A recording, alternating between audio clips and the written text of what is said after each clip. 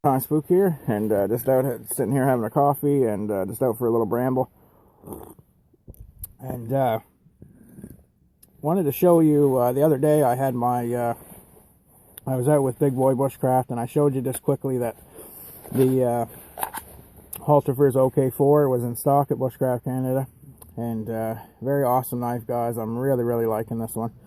And there is another knife going to be I'm going to be reviewing for them. That is the OK1, and I think it's a little bit beefier, or maybe a bit larger of a knife as width wise maybe, but that'll be something for a different video. But what I was showing you guys in there, or what I showed you, is basically how I was carrying it as well, but I didn't really talk about it, and I didn't show you what was inside the the belt, the belt system, I guess. So what I've got, guys, this is just a belt that you would get from Walmart, like a canvas belt, cheap, and but very strong.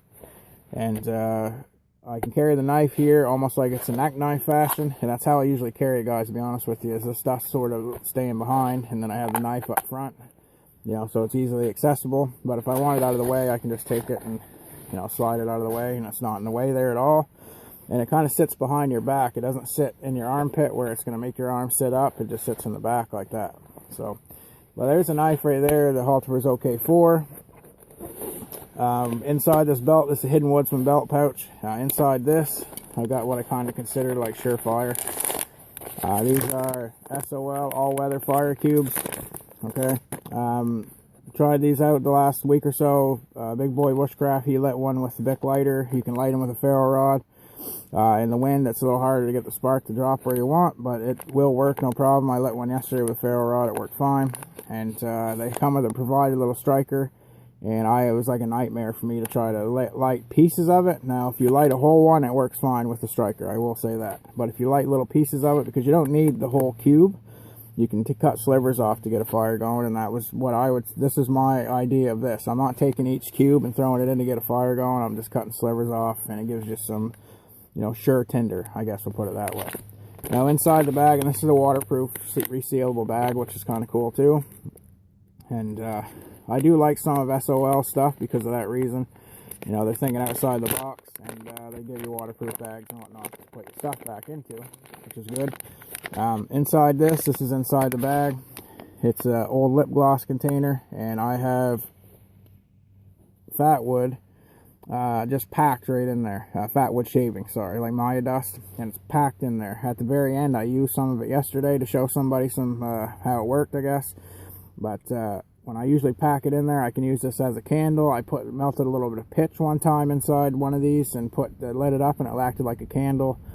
I can take out little bits at a time and get fires going, or I can just light the whole thing and slide it right underneath some pencil-sized wood or birch bark to get a fire going. So that's just another little thing to use, besides using one of the tinder cubes. And what I would use first is this, to be honest with you. This is definitely something that, you could use and boil water and do this and do that. And it fits in the pouch easy with room. But this is what I use first. I would use that first. I have lots of Fatwood. I can always scrape up more of it and put it in another little tin like this and put it back in. So that would be the first thing. And this would be just to have that, almost for sure. If you get cold or get, plopped into the water, you got a way to get a fire going if you get back out. So that goes back into the pouch. Put this back in here. Reseal the bag. And I leave the air in it like a dumbbell.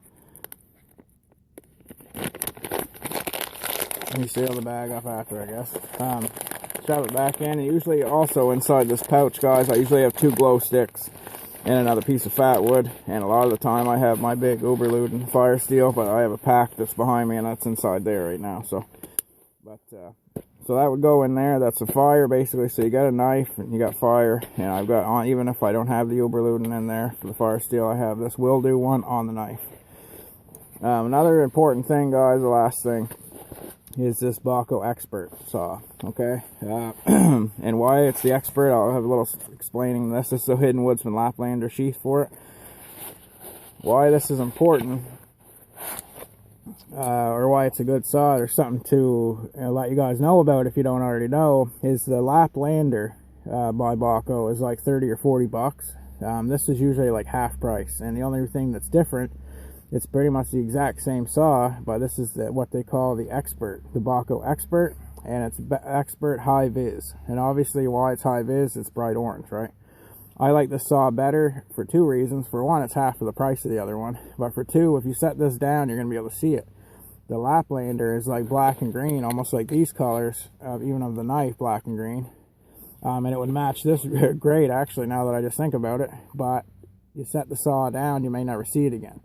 With pouches and stuff that's connected, that's okay if it's, you know, maybe camouflage or something like that. But one of your tools that you may possibly set down, you need that to be able to see it again. That's why I like this saw better, and I would recommend this one over top of the Laplander, because it's the same saw, you know, cutting wise and, you know, use wise, you know, same pretty much exact thing, but it's got that high visibility color and it's cheaper. So that's the one I go with, and that fits right in the sheath here as well. So got lots of options on there just for a little hike and setup, I guess you would say. Now, even for just different bushcraft, extended stay, whatever you're planning to do, this would be a good setup to have. You know, and the thing being, if you're wearing a pack or you're doing something else, all you got to do is undo the belt, slide it around your waist, slide it around your chest like this. I've done a few times before where it was up like higher while I was just working along doing stuff. So I mean, I have lots of options where I can take this belt off. I can take it off and slide it around my pack and then cinch it down so, you know, it's tight around my pack, and I can just use the tools off of that. But where this stuff goes, and this will be for a different video very soon, is around my 3V Gear Paratus Expedition pack, the butt pack. This stuff goes back in there. Take the belt off, usually roll it up and put it in there, or slide it into a different pouch that's on the pack, because there's lots of room. And this stuff goes back in there, and then when I need it, I can take it out and put it back on the belt and use it this way. That way it frees up room in the Expedition pack as well. So anyway, guys, I just want to share that with you. I'll give you a little shot of the bay here, and I'm going to keep moving on, but that was something I thought was of merit to show you, was this setup. I really like it. I love the knife, and this setup here will do a lot of stuff for you, you know, even just for little hikes here and there. So anyway, guys, stay safe. Stay tuned for the 3V Gear Paratus loadout video, and also I'm going to show you what's in that Expedition pack besides this stuff, but this is basically an extension of what's in there. So that's pretty cool, and I really like how the channel's been going, guys. We're getting interaction with some good people. So I want to say, you know, cheers to you all, and stay safe. Spook signing out from the Bay of Fundy. Take it easy, guys.